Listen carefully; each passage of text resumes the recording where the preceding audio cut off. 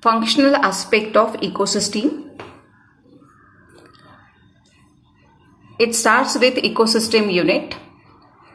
What do you mean by ecosystem unit? It includes biotic and abiotic components of ecosystem, and these two components of ecosystem are linked together in ecosystem unit. This linkage is through the following processes. First one, productivity. Second, decomposition. Third, nutrient cycle. And fourth one is energy flow. Any ecosystem must perform following four processes for its sustenance. What's the meaning of sustenance? To grow, to develop, to remain alive. So for sustenance of ecosystem, these four processes must be performed. And these four processes are productivity, decomposition, nutrient cycle and energy flow. What is productivity? It involves conversion of inorganic chemicals to organic material with the help of radiant energy of the sun by autotrophs and consumption of autotrophs by heterotrophs. In other words, we can say that autotrophs means the green plants absorb solar energy or they absorb radiant energy, which results in formation of organic food material. That means in the process of photosynthesis, by using carbon dioxide, water and sunlight, organic matter is produced.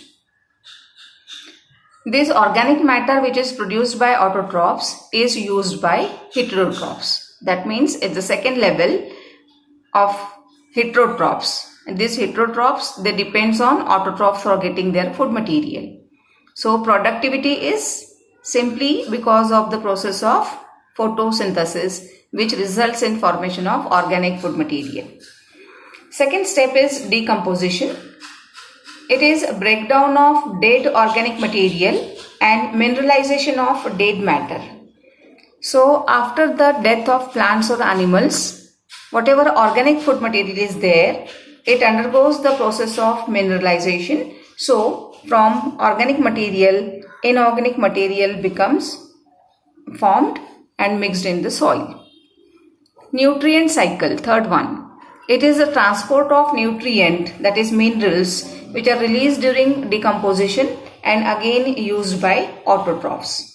So what we have seen in decomposition, the dead remains of plants and animals are get decomposed and the minerals which are there are get set free. Again in nutrient cycle, these autotrophs grow on the released material during decomposition, so it is get cycled. What is energy flow?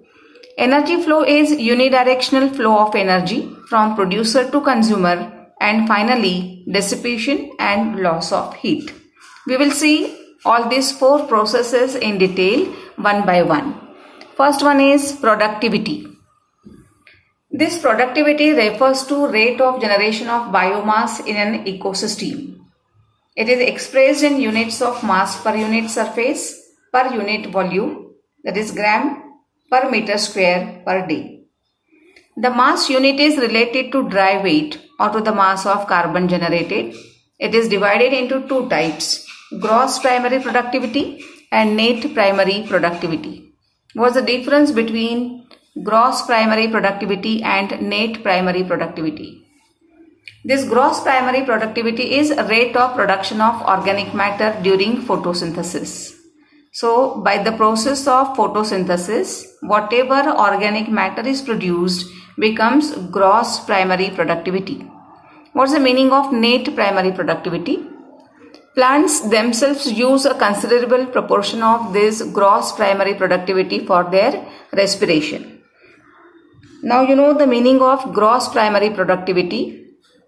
And from this gross primary productivity, if we minus respiratory losses by the plants, that means for maintaining their life processes, whatever productivity is used by the plants, if we minus it from the gross primary productivity, that will become net primary productivity.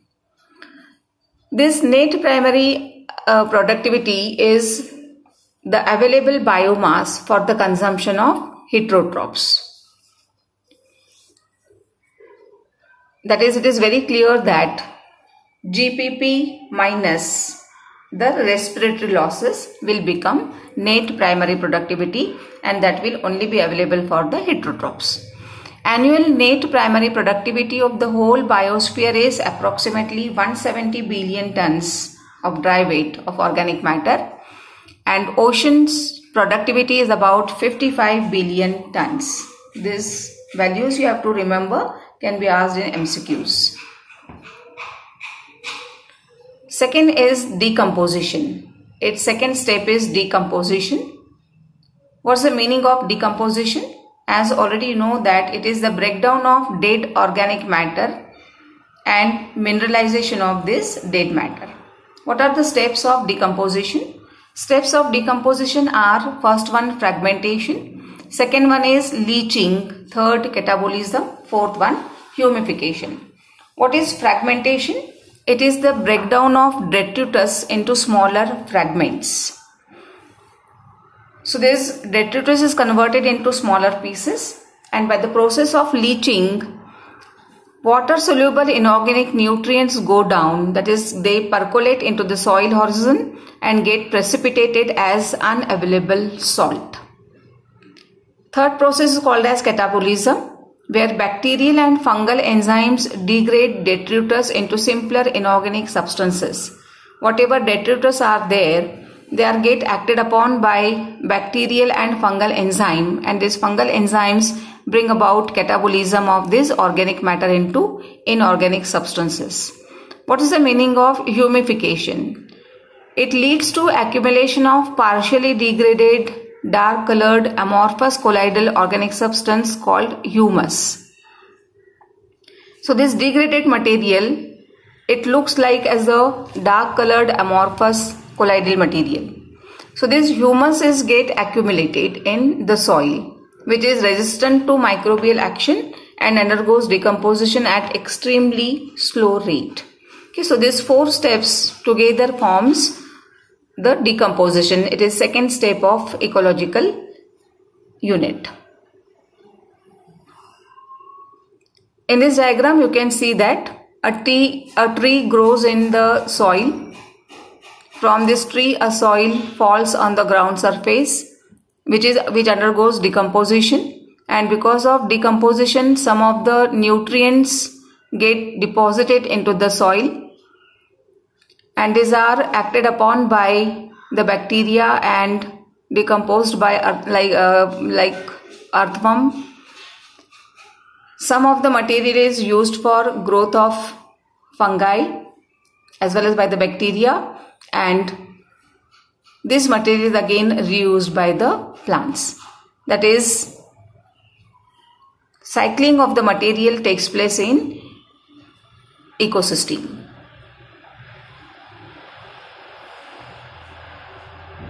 In this you can write some questions. Define ecosystem and what are the types of ecosystem. The third part is energy flow. What is this energy flow? You should know that sun is the only source of energy for all ecosystem.